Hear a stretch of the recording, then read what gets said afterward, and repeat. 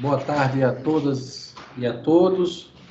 É com muita satisfação que o Centro de Estudos e Aperfeiçoamento Funcional do Ministério Público do Estado do Amazonas declara abertas as conferências desta tarde, última tarde de encontro do nosso simpósio Ministério Público 5.0, Perspectivas e Transformações, e o CEAF tem a honra de receber dois grandes colegas, dois amigos e pessoas da mais alta capacidade e qualificação para tratar de um tema tão importante quanto o pacote anticrime e o ANPP. Então, hoje o CEAF tem o prazer de receber o Dr. André Epifânio Martins, nosso conferencista, ex-procurador autárquico do Estado do Pará, pós-graduado em Direito Civil e Processo Civil pela Fundação Getúlio Vargas, professor convidado da Escola de Governo do Estado do Pará, autor de várias obras publicadas tanto pela editora Juspódio quanto pela editora Lumen Iuris, e atualmente promotor de justiça no interior do estado do Amazonas, e o doutor Darlan Benevides Queiroz, nosso colega, promotor de justiça de instância final, atualmente no GAGE ADM, ou seja, no nosso gabinete para assuntos jurídicos administrativo, promotor de justiça titular da 9ª Promotoria Criminal de Manaus, especialista em Direito Civil e Processo Civil pela Universidade Cândido Mendes e mestre em Segurança, Cidadania e Direitos Humanos pela Universidade Estadual do Amazonas, UEA, professor de Direito na Faculdade Santa Teresa. E Darlan será o nosso debatedor e, com certeza, trará grandes questionamentos e aprofundamentos sobre a temática que será, de fato, muito bem tratada pelo Dr. André Epifânio. Dr. André, seja bem-vindo. Vossa Excelência tem aí de 40 a 60 minutos para fazer a exposição do tema. Pacote anticrime e acordo de não persecução penal. Já informo a Vossa Excelência que possuímos perguntas que já foram formuladas pela manhã, mas dirigidas ao tema do acordo de não persecução penal, que serão repassadas aqui para o debate, que ocorrerá após a vossa apresentação e terá aí um tempo de até 30 minutos. Então, seja bem-vindo, é com muita alegria que o CEAF o recebe e deseja-lhe uma boa conferência, e o senhor está com a palavra. Doutor Alessandro, primeiramente eu agradeço imensamente pelo convite. Mais uma vez fico surpreso em poder ser convidado e contribuir de alguma forma para o debate jurídico acadêmico no âmbito da nossa instituição, que tanto amamos, o Ministério Público do Estado do Amazonas. Neste momento eu cumprimento Sua Excelência, o senhor Procurador-Geral de Justiça, o doutor Alberto. Cumprimento também a excelentíssima senhora Corregedora-Geral do Ministério Público, doutora Jussara, e os respectivos corregedores auxiliares, doutora Renilce Ellen, doutora Maru, em nome de quem cumprimento todos os demais colegas da nossa instituição, da nossa honrada instituição, Ministério Público do Estado do Amazonas, juntamente com os servidores públicos que estão presentes, assistindo, os estagiários, os estudantes de direito, enfim, todos que de alguma forma participam desse sistema, que é muito amplo, esse sistema de justiça.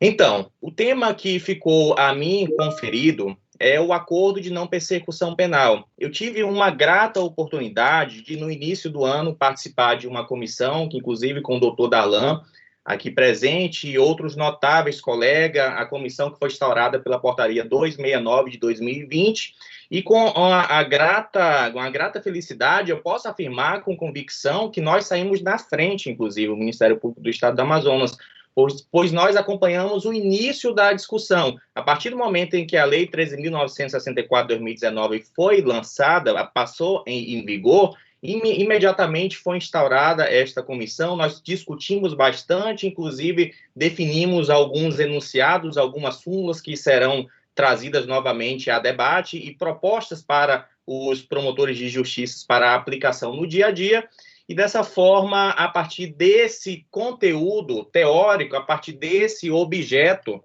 até para a aula não ficar demasiadamente teórica, a aula não ficar demasiadamente legalista, até porque a lei está lá presente para que todos possam ler, que nós vamos tentar tratar alguns assuntos relativos ao acordo de não persecução penal. Como nós sabemos, na minha opinião, o acordo de não persecução penal trouxe para o Ministério Público um protagonismo talvez não visto desde a Constituição Federal de 1988 no campo da execução penal.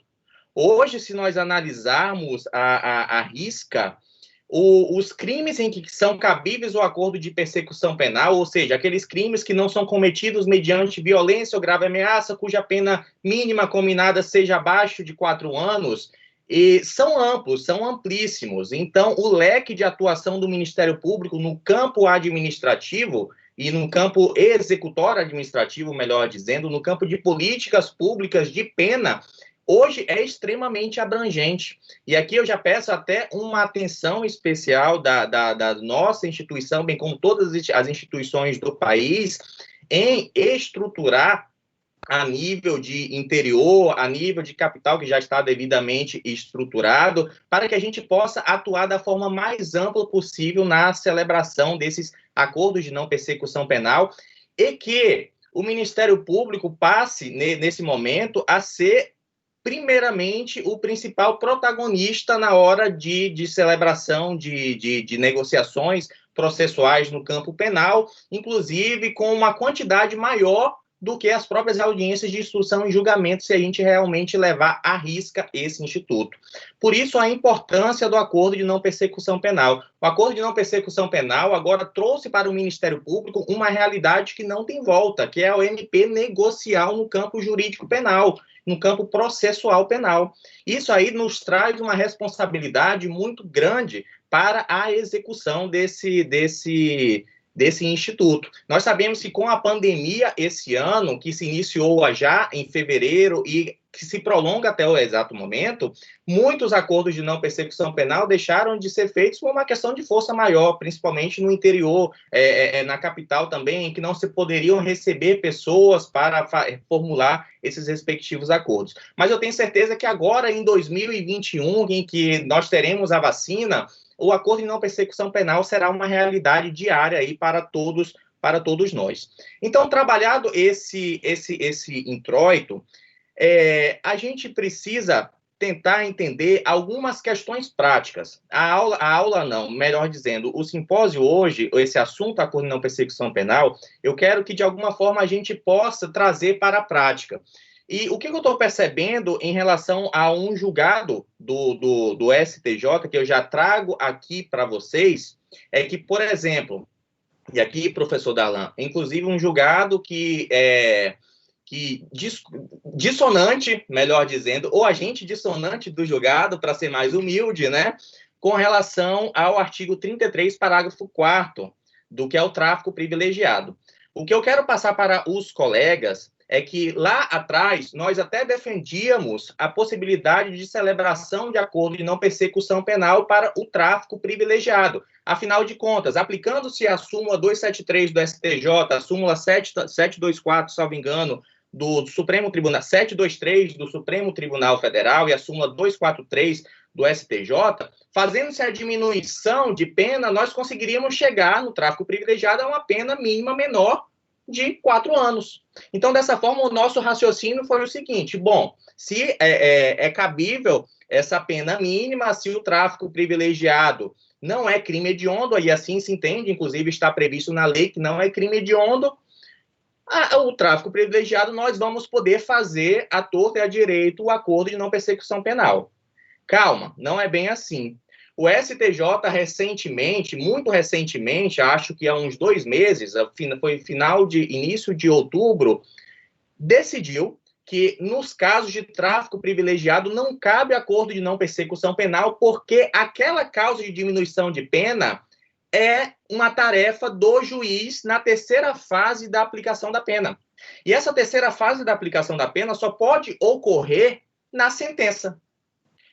Então, dessa forma, já que o acordo de não persecução penal tem que ser realizado antes ou seja, antes da denúncia, não seria cabível o acordo de não persecução penal. Afinal, nós esbarraríamos na fronteira dos 5 anos como pena mínima.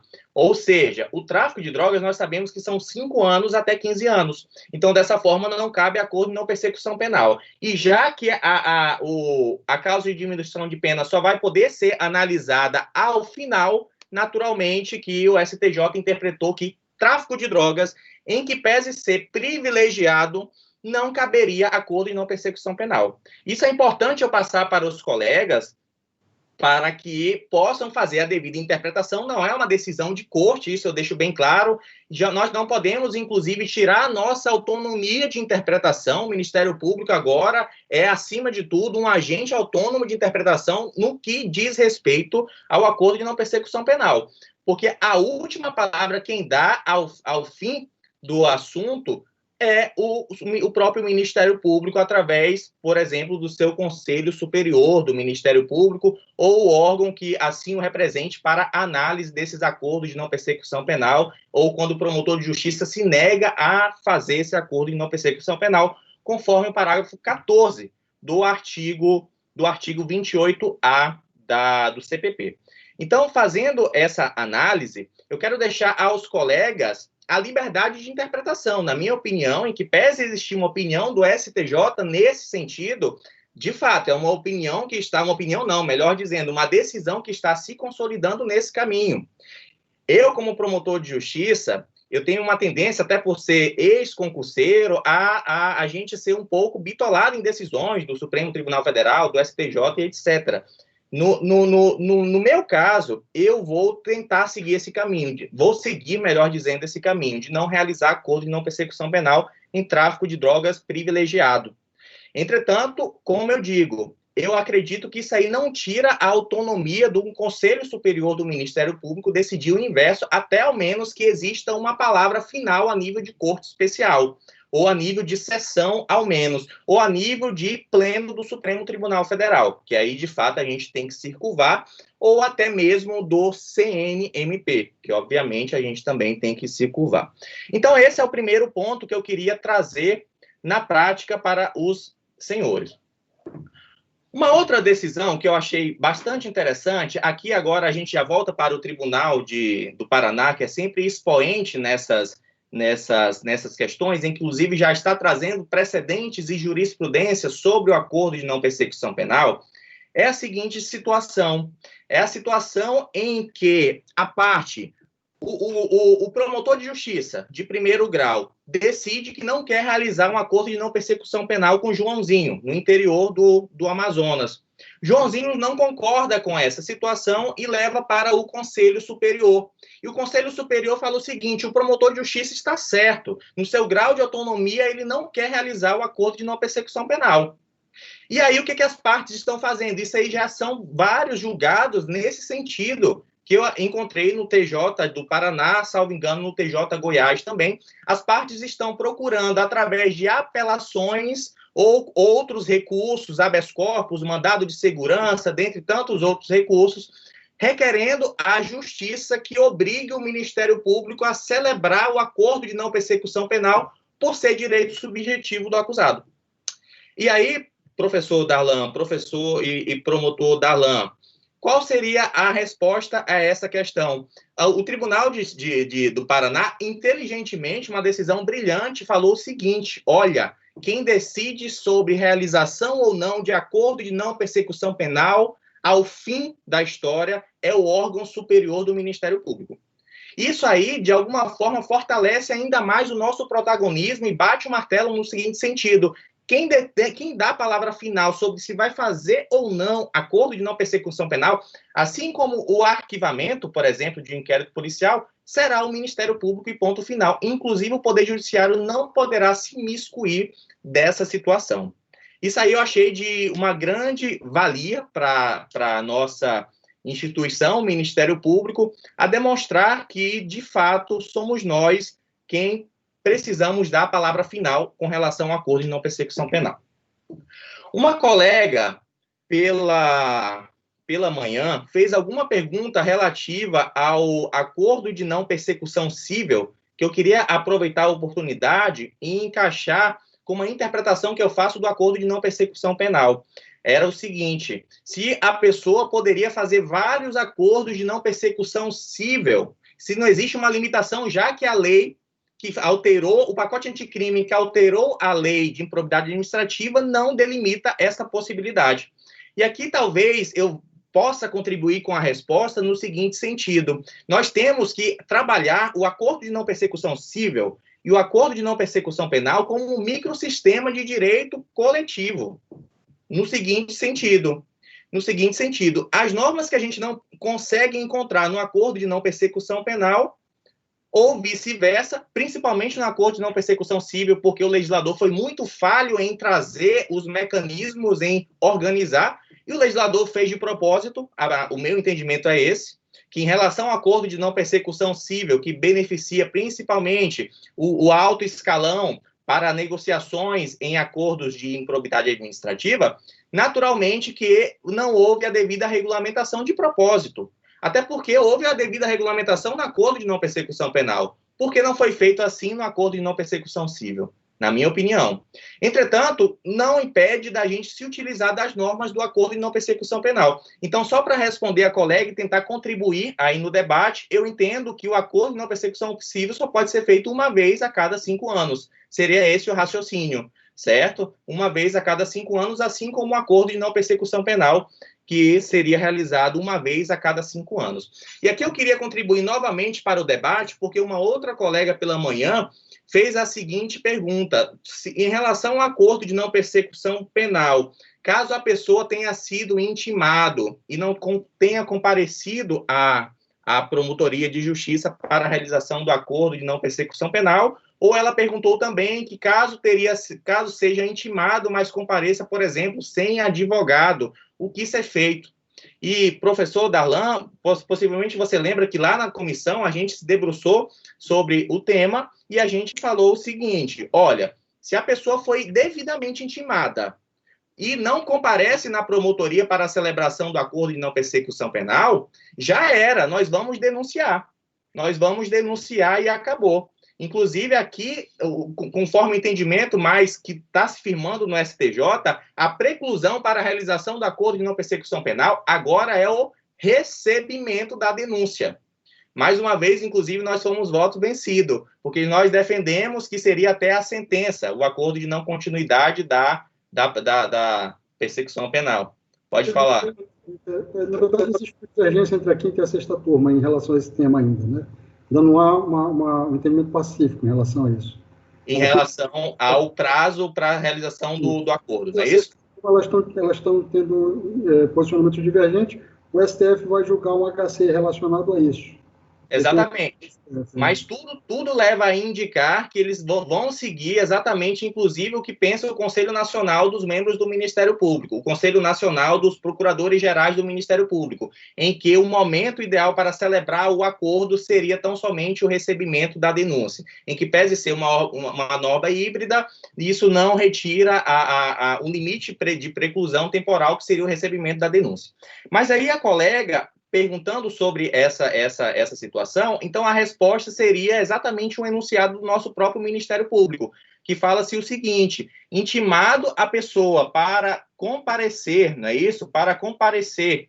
O seu não comparecimento pressupõe a não aceitação do acordo, devendo o Ministério Público denunciá-lo.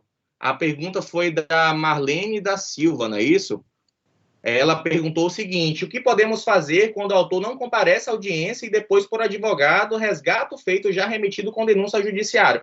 Eu entendo, Marlene, que nesse caso houve a devida preclusão, porque o fato é que ele foi intimado e ele não compareceu ao Ministério Público por espontânea vontade, inclusive para não realização do acordo, porque senão você traz uma insegurança, inclusive, de trabalho no extrajudicial dentro da sua promotoria, no sentido de sempre dar oportunidade daquela pessoa celebrar o acordo de não persecução penal.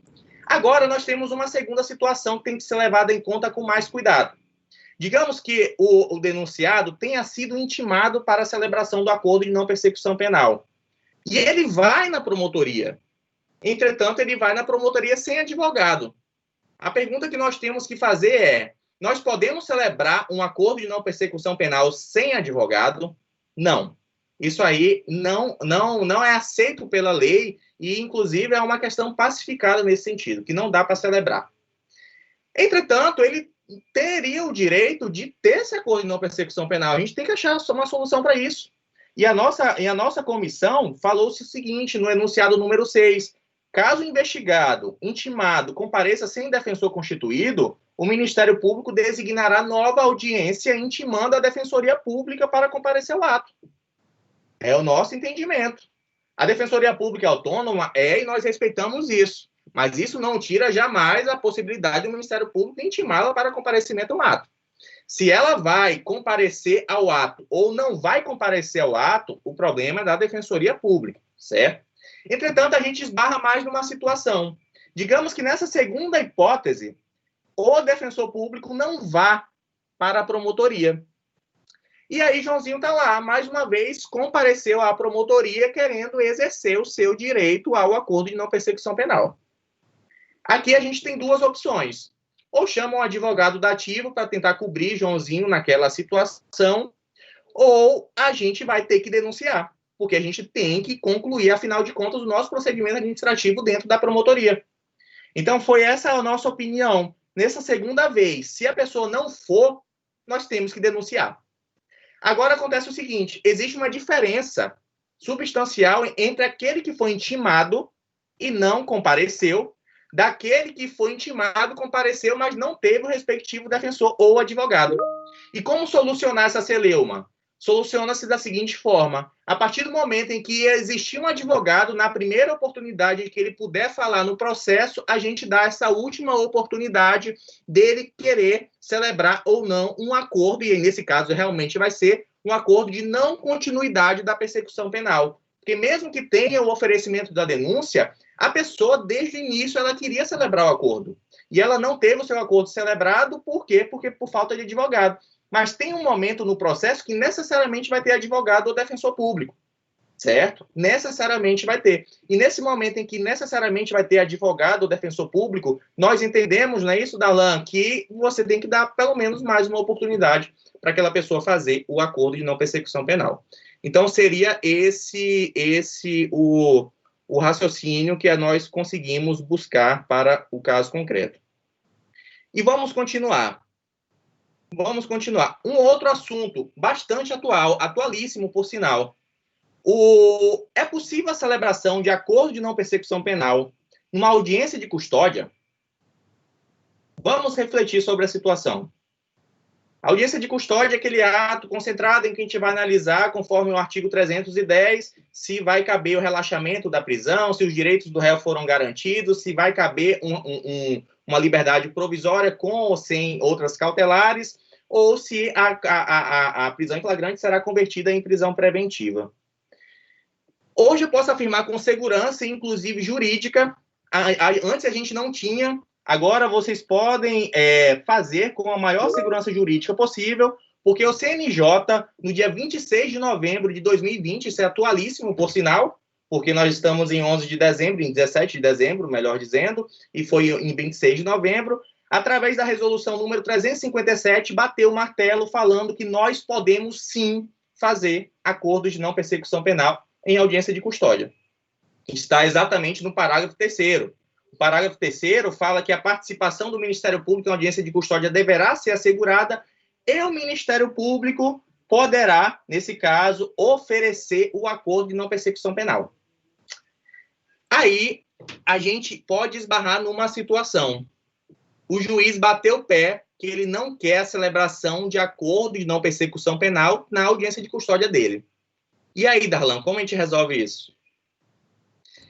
Nesse caso, pode falar, fica à vontade. Tá.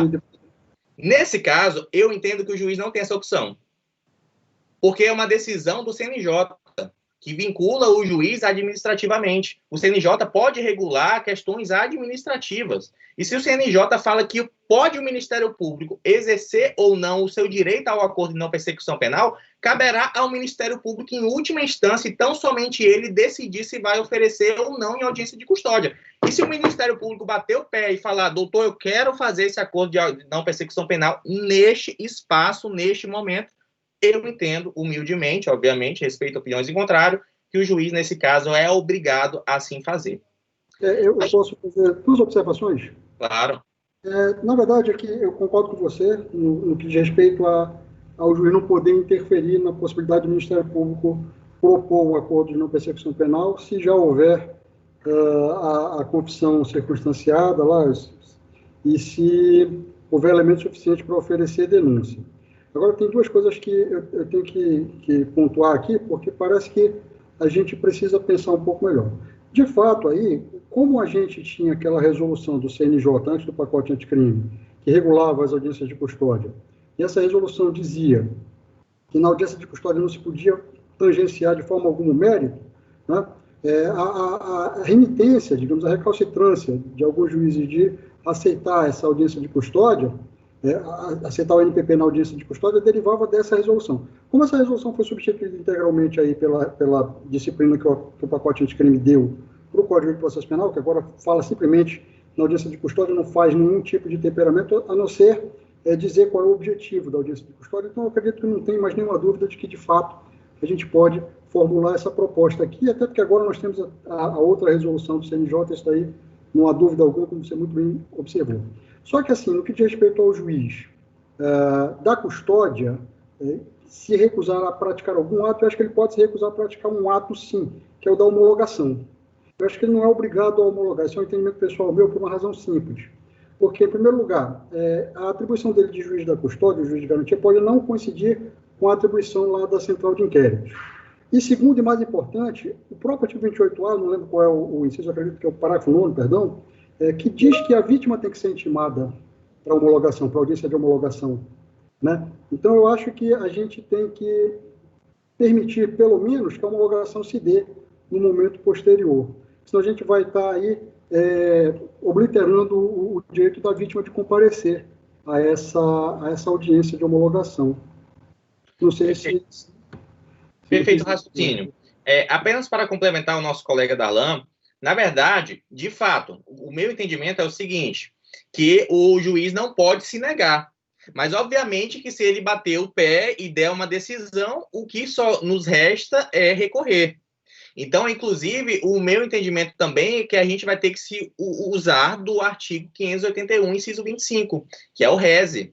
Aqui a gente é o mesmo raciocínio da não homologação do acordo de não persecução penal, que o juiz, de fato, ele pode bater o pé e falar, realmente, eu não quero utilizar do meu espaço para o acordo de não persecução penal.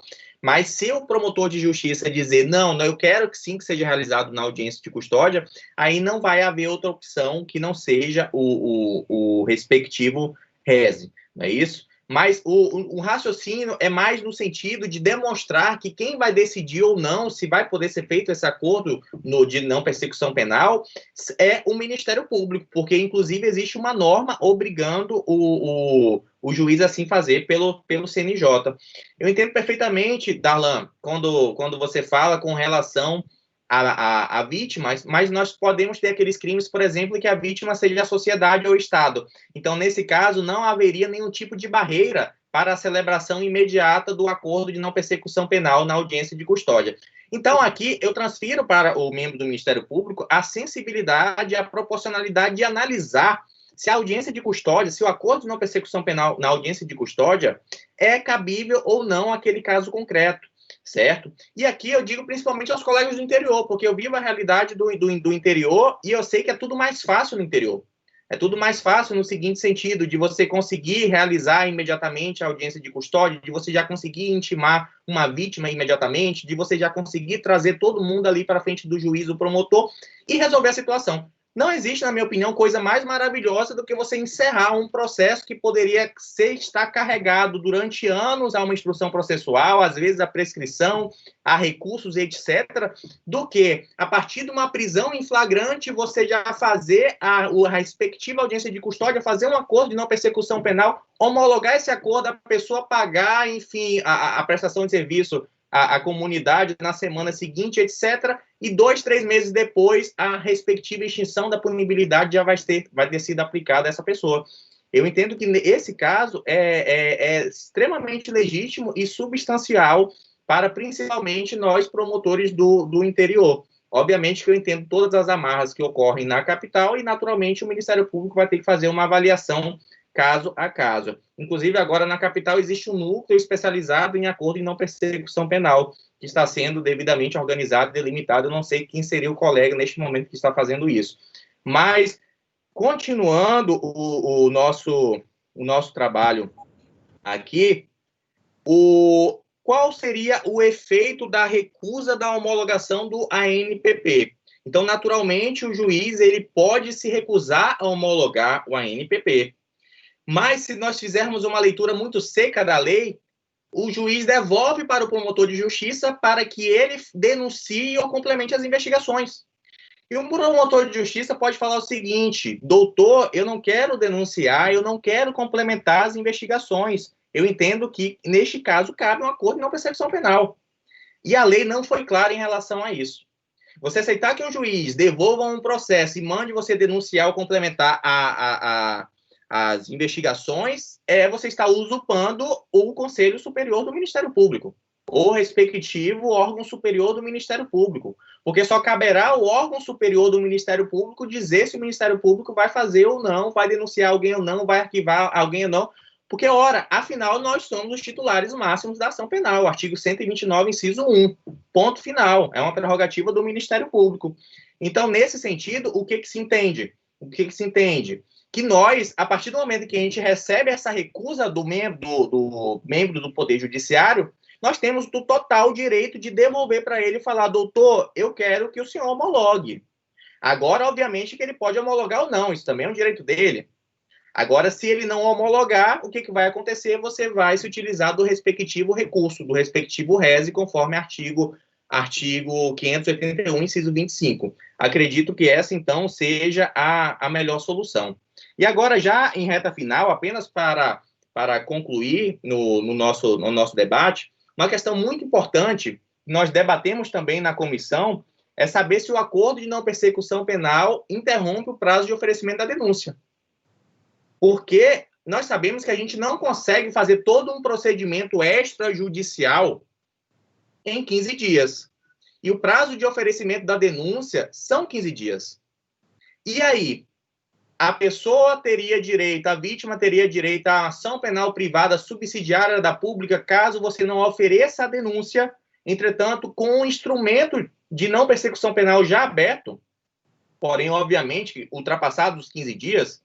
Eu entendo que, neste caso, nós fizemos uma interpretação, a única interpretação legítima com essa nova norma, que precisa ser interpretada com a norma anterior, e não existe, inclusive, hierarquia entre essas duas normas que estão dentro do próprio Código de Processo Penal. Existe até uma questão temporal, até porque a norma do acordo de não persecução penal é mais recente. A gente entende que, enquanto estiver sendo discutido o acordo de não persecução penal dentro dos prazos dos procedimentos extrajudiciais, ou seja, o prazo razoável do procedimento extrajudicial, o prazo de oferecimento da denúncia está interrompido e a pessoa não poderá ajuizar a respectiva ação penal subsidiária da pública. E se a pessoa ajuizar a respectiva ação penal subsidiária da pública, caberá ao juiz rejeitar essa ação penal subsidiária da pública por falta de justa causa, porque, afinal de contas, está o Ministério Público, que é o titular da ação penal, em nenhum momento sendo inerte. Em nenhum momento o Ministério Público está sendo desidioso com as suas funções. Ele simplesmente não está cumprindo o prazo de 15 dias da denúncia. Por quê? Porque vai celebrar muito em breve um acordo de não persecução penal. Então, é uma outra discussão que seja, talvez, bastante importante e relevante para a gente discutir essa questão. O doutor Alessandro falou sobre a questão do GAECO, não é isso? Em que notificava a DPE para evitar o defensor, para acompanhar a investigação, desassistido de advogado. E a pergunta é como conciliar essa posição com a posição jurisprudencial sobre a preclusão do ANPP do recebimento da denúncia. Como eu disse, essa questão da preclusão do ANPP é uma opinião que está sendo formada e que possivelmente vai ser sedimentada nesse sentido. O professor Darlan complementou falando que ainda estão em cima do muro, a 5ª e a 6ª turma. Não é isso? Então, haverá uma decisão final. Eu entendo que, enquanto não houver essa decisão final, a gente tem que separar aquelas duas situações. Se a pessoa foi intimada e não compareceu, denuncia, acabou. E a pessoa precluiu, não vai ter direito, a denúncia vai ter que ser recebida, etc. Mas nesse segundo caso, em que a pessoa foi intimada, compareceu, e você intimou a Defensoria Pública que assim não compareceu, neste caso, mesmo com o recebimento da denúncia, seria possível a realização do acordo de não persecução penal. Porque, afinal de contas, a gente não pode prejudicar o réu demasiadamente a ponto dele ter comparecido no Ministério Público, querer realizar o acordo, e a gente só não conseguir fazer por questões técnicas. Então, mesmo que há aí um oferecimento da denúncia, eu entendo que tem que denunciar sim, porque a gente tem que tirar o processo da promotoria, a gente tem que levar para frente a história, mas, nesse caso peculiar, o promotor de justiça, utilizando-se aí da proporcionalidade, pode sim celebrar um acordo de não persecução penal, mesmo após o recebimento da denúncia. O grande desafio do pacote anticrime, professor Darlan e demais colegas, eu entendi que no sentido da interpretação que nós precisamos fazer, porque as coisas não se fecharam, principalmente no acordo de não persecução civil, que está um caos, um verdadeiro caos, porque ninguém sabe ao certo e ao fim como isso vai se encerrar, e indo, inclusive, para o acordo de não persecução penal, em que ficaram várias brechas. O único raciocínio que eu tenho é o seguinte: a última palavra interpretativa, já que nós somos nós os titulares da ação penal, e já que nós somos nós quem vai ou não decidir se vai fazer o acordo de não persecução penal, é o Ministério Público, até que o Poder Judiciário diga o contrário. Eu entendo que está dentro do âmbito de incidência da nossa autonomia funcional fazer aquilo que não está previsto em lei, desde que a interpretação seja proporcional, desde que a interpretação seja legítima e fundamentada. Se você fundamenta e você entende que quer fazer um acordo de não persecução penal, inclusive antes da sentença, qual é o problema em assim fazer se não tem uma decisão do órgão máximo, do plenário do Supremo Tribunal Federal, de assim ser realizado, certo? Então, são essas as contribuições que eu trago para os colegas. Eu sei que é um desafio imenso a gente aplicar na prática o novo instituto de tamanha magnitude, principalmente para nós, promotores, que somos clínicos gerais e que, principalmente, a questão criminal, como disse a doutora Renilciele anteriormente, ainda está muito arraigada. A questão criminal exige muito da gente no nosso dia a dia, no fórum, das instruções de julgamento, do caos de denúncias que temos diariamente para serem protocoladas, dentre pareceres que precisam ser dados. E quando que sobra tempo para você atuar plenamente no extrajudicial?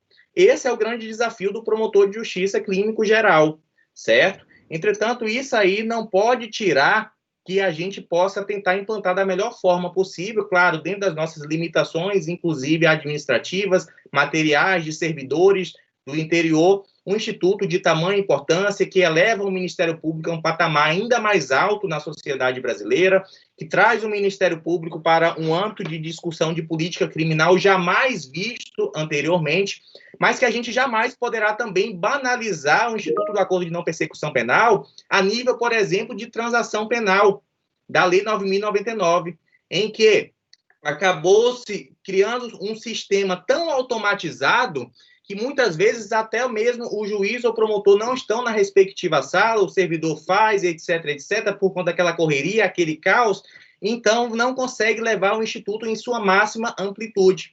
Mas a transação penal ainda tem digamos assim, algo a favor dela, porque são crimes realmente de menor potencial ofensivo. Ou seja, são aqueles crimes de menor monta para a sociedade brasileira. Agora, o acordo de não persecução penal, nós estamos a tratar de crimes de médio potencial ofensivo, de crimes de maior gravidade. Então, a preocupação é também a gente automatizar o instituto, trabalhar com o instituto de qualquer jeito, e aí a gente vai estar levando, de alguma forma, como diz a doutora Hélia anteriormente, um ricochete.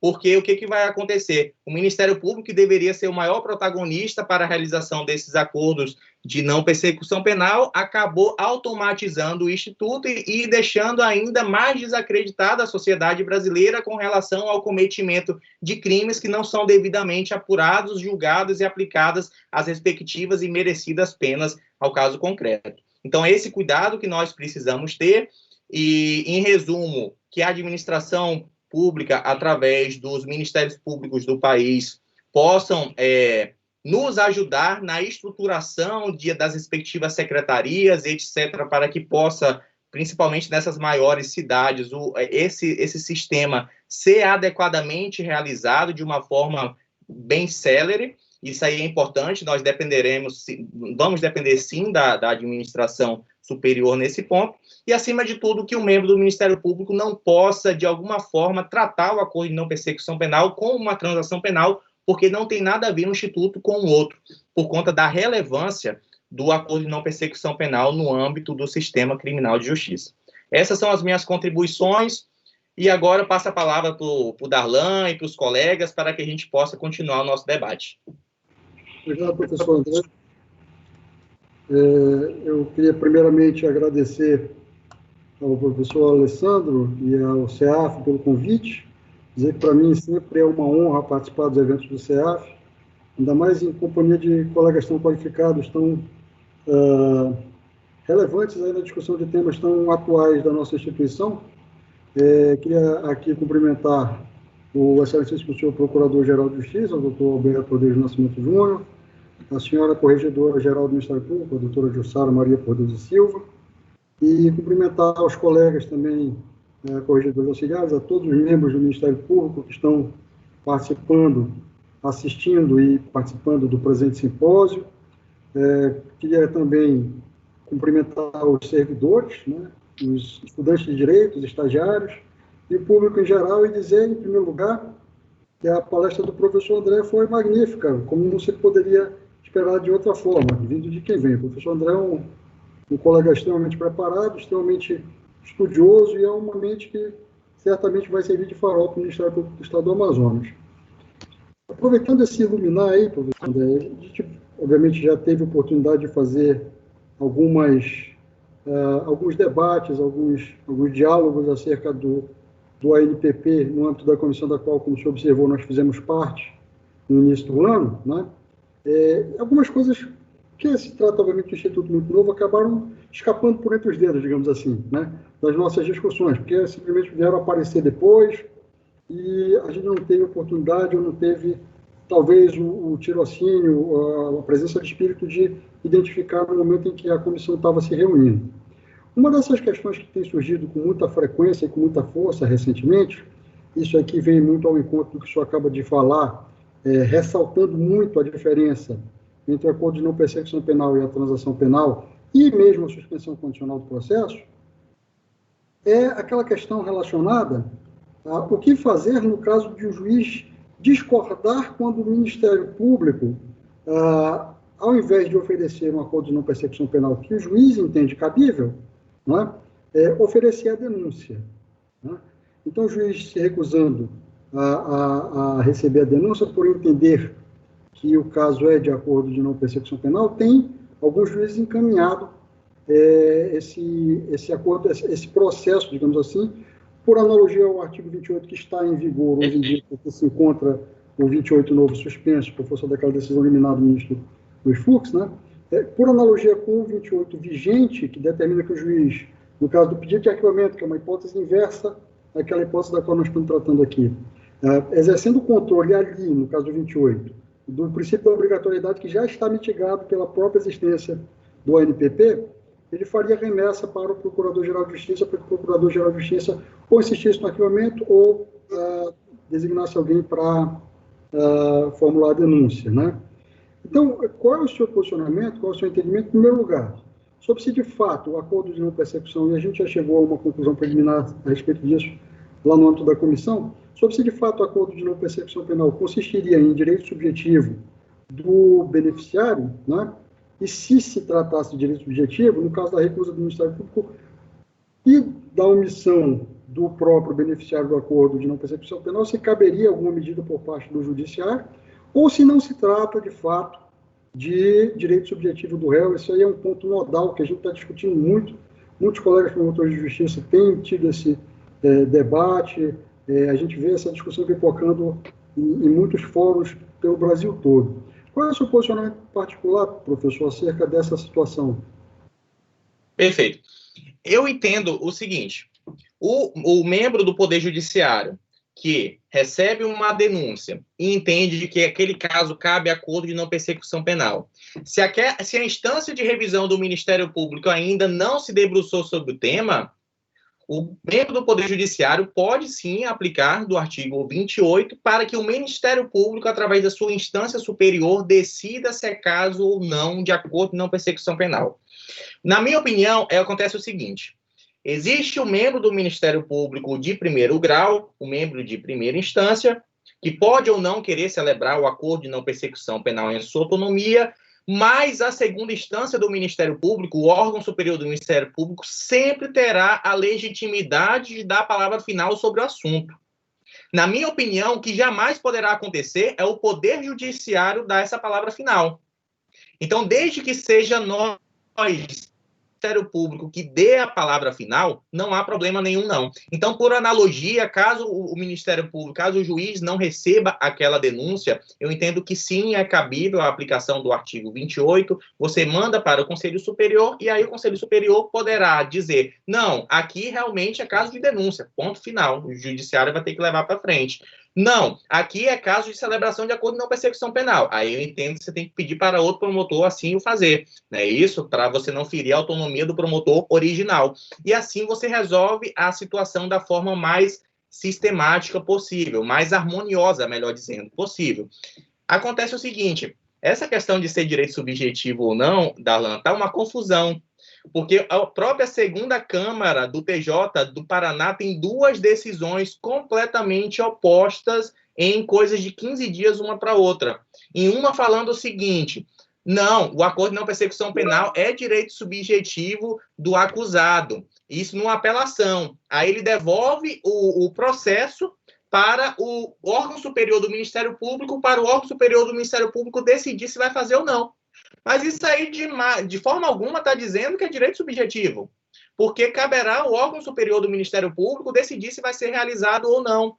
O raciocínio dos desembargadores estão corretíssimos, no seguinte sentido, olha, realmente a pessoa tem um direito de que a instância superior do Ministério Público analise se ali vai caber ou não o acordo de não persecução penal. Mas isso aí não quer dizer, de forma alguma, que isso seja direito subjetivo. E na outra decisão da própria segunda Câmara, eu achei engraçado isso, ela falou o seguinte, não, na verdade o Ministério Público tem autonomia para decidir se cabe ou não acordo de não persecução penal. Nesse caso, a segunda instância já fez, foi um caso diferente, a segunda instância já tinha feito essa análise, a segunda instância fazendo a análise, a parte não concordou, mandou para o Poder Judiciário. A segunda instância, que eu digo, do Ministério Público. A segunda instância do Ministério Público fez a análise. A parte não concordou, mandou para a segunda instância do Poder Judiciário. E o Poder Judiciário corretamente disse o seguinte, não se trata de direito subjetivo, a segunda instância do Ministério Público já analisou, encerra a história. Ou seja, nós temos duas decisões em que uma fala que é direito subjetivo, a outra fala que não é direito subjetivo, mas ambas as decisões são corretas no raciocínio final, em dizer que caberá ao membro do Ministério Público de segunda instância, o órgão de revisão do Ministério Público, dar a palavra final sobre o acordo de não persecução penal. Então, na minha opinião, em resumo, para a gente não se apegar em tecnicismo, tanto faz se tratar de direito subjetivo ou não, desde que a palavra final seja dada pelo órgão superior do Ministério Público. Perfeito. Minha colega, nossa colega Marlene Franco da Silva, se o professor Alessandro me permitir aqui ler a pergunta dela, ela perguntou se não seria temerário a NPP na custódia, porque às vezes o crime não é aquele que foi apurado às pressas, então o que pode parecer um furto pode ser um roubo majorado. Não seria perigoso o ANPP na audiência de custódia? Existe um artigo do Conjur, obviamente escrito por advogado, dizendo que é assodado você realizar a NPP em audiência de custódia, que pode o promotor de justiça entender que é caso de arquivamento e que blá, blá, blá, blá, blá, blá.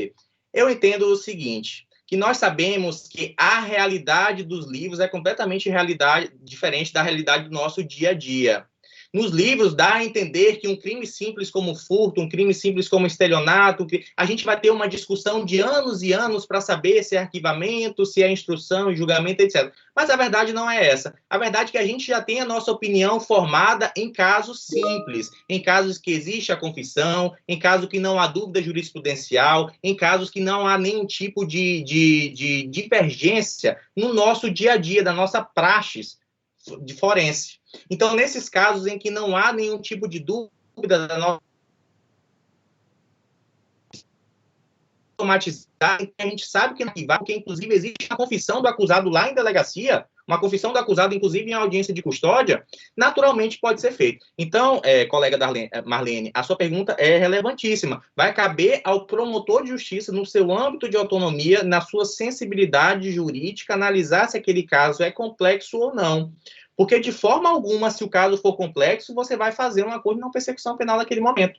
Mas digamos que o caso seja simples, que existam, inclusive, câmeras que filmaram que o cara cometeu, o cara confessou ali em delegacia, no interrogatório, chega lá, juntamente com seu advogado, fala, nossa, bora se livrar disso, deixa eu fazer logo um acordo, eu quero reparar o dano à vítima, eu quero pagar para o Estado R$5.000 para que seja revertido a uma instituição de caridade, uma instituição de ensino, uma instituição social, e essa história eu quero que se encerre na semana que vem, que eu quero levar minha vida para frente. Qual é o problema da celebração? A gente não pode tratar um caso que é excepcional como a regra do nosso sistema jurídico processual. A regra do nosso sistema jurídico processual é quantitativa. A gente trabalha com um caos jurídico em relação à quantidade, mas a complexidade é mínima em relação ao nosso dia a dia. Porque imagine se a gente trabalhasse com caos de quantidade e caos de complexidade, né, Darlan? Aí seria a morte. Então, o nosso dia a dia é simples da parte jurídica, na minha opinião. Agora, é o caos na parte quantitativa. Então, a gente não pode trabalhar a exceção dos casos difíceis para limitar um acordo de não persecução penal que, naturalmente, pode ser feito para casos fáceis. Colega, a gente está tendo algumas perguntas. Eu vou pedir, venha ao professor Alessandro para ler aqui as ponderações das colegas. A doutora Marlene Franco da Silva novamente interveio aqui no chat, dizendo: as vítimas, geralmente com razão, querem o bem subtraído ou o dinheiro correspondente a ele. Então, vindo uma audiência, a vítima revoltada não querendo permitir o MPP para o autor de furto, usuário de vida miserável, como se ela fosse a dona da causa com o advogado. Pasme. A sociedade está sendo informada sobre o MPP ou não há qualquer divulgação educativa sobre o tema? O senhor tem algum conteúdo sobre isso? É claro, já adiantando que sei que a vítima não pode interferir no direito do autor ao acordo. Qual seria o seu entendimento aí, professor? Bom, nosso entendimento, inclusive da própria comissão, é que a gente tem que garantir ao máximo a participação da vítima nos momentos em que a vítima pode contribuir. Por exemplo, existem situações em que a gente não sabe o valor exato do prejuízo causado à vítima. A gente sabe que os nossos laudos de materialidade são muito mal feitos, e às vezes por questão de correria mesmo, a polícia não consegue entregar o melhor laudo possível. No mundo ideal, não tem problema nenhum de você trazer a vítima para o caso, para que ela possa ajudar o Ministério Público.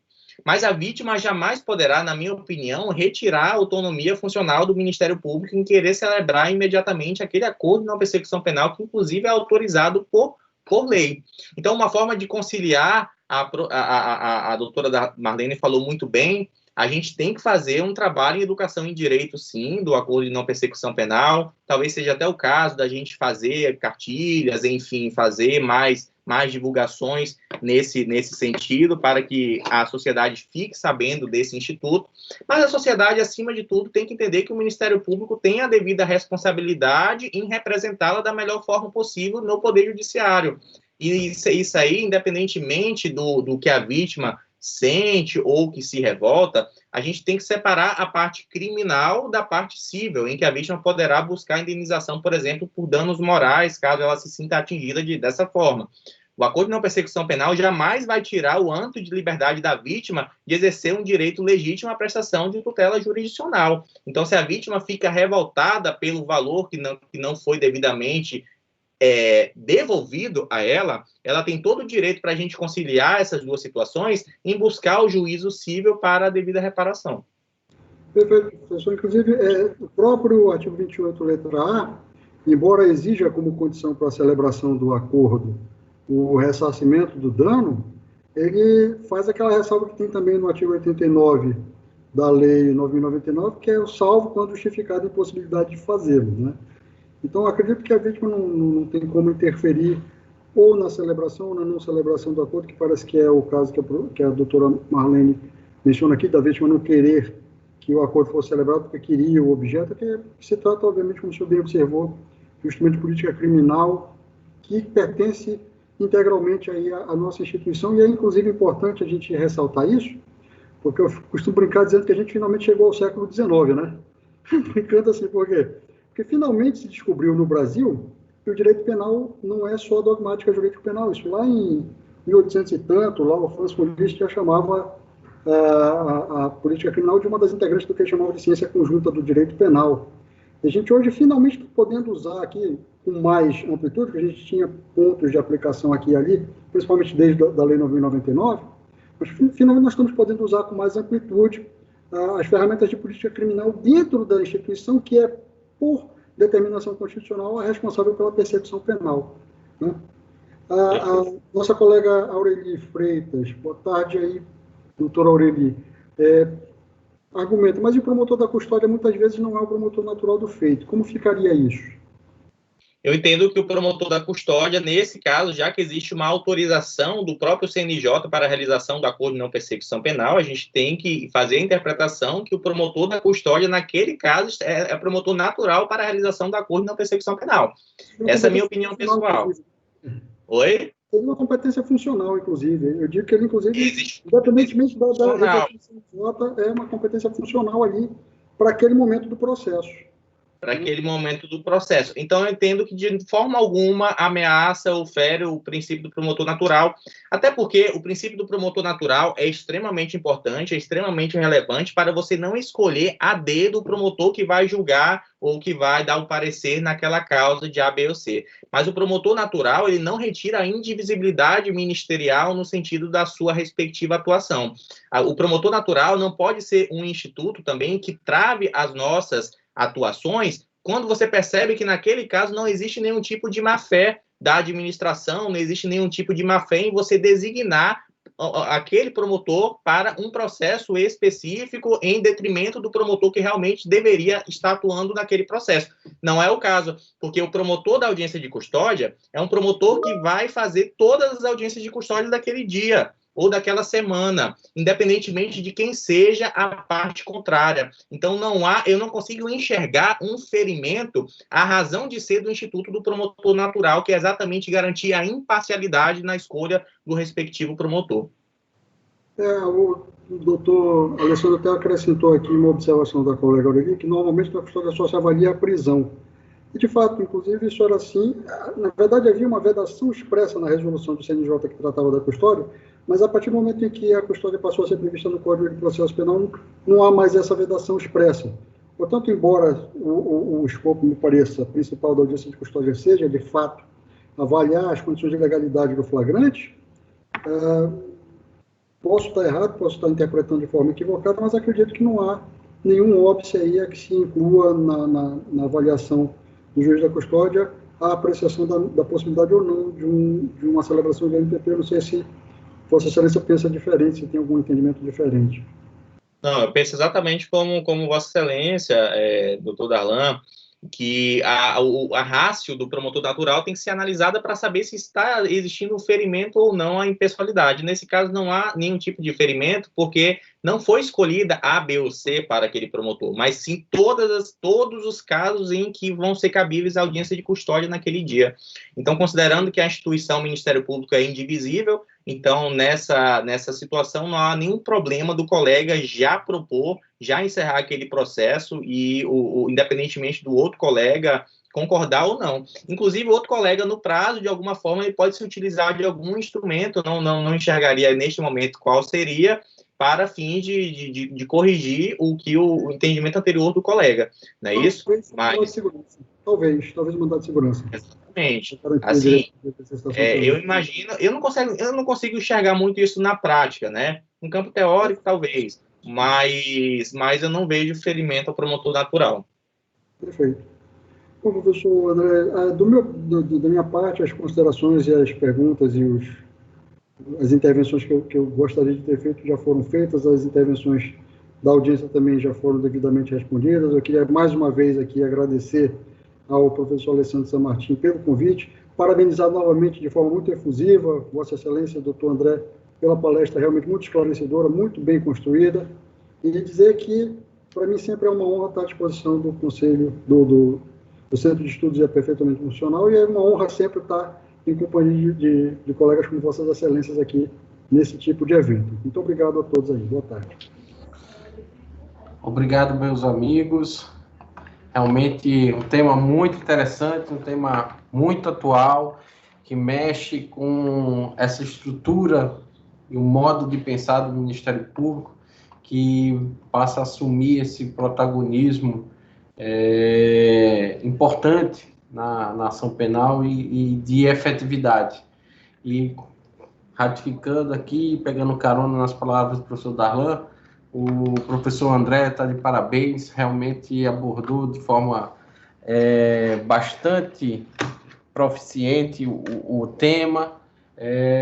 Acredito que atingimos os objetivos, tivemos muita discussão dos colegas acerca da temática abordada, e o CEAF só tem a agradecer a participação e renovar o convite para outros eventos futuros que serão realizados com a presença dos senhores, e dizer também que está muito honrado de poder estar nesse evento com pessoas tão capacitadas e tão brilhantes, expondo esse novo Ministério Público que a gente quer para o amanhã, mas que já está hoje. Obrigado a todos e a todas. Declaro encerrada a nossa penúltima conferência do simpósio MP 5.0, dando um intervalo de 15 minutos para a gente iniciar a próxima 15 a meia hora, para o pessoal levantar, fazer um lanche, beber uma água, para que a gente possa receber o professor Rogério Sanches e o professor Daniel Leite Brito para a última conferência do dia. Muito obrigado a todos e a todas, e até mais.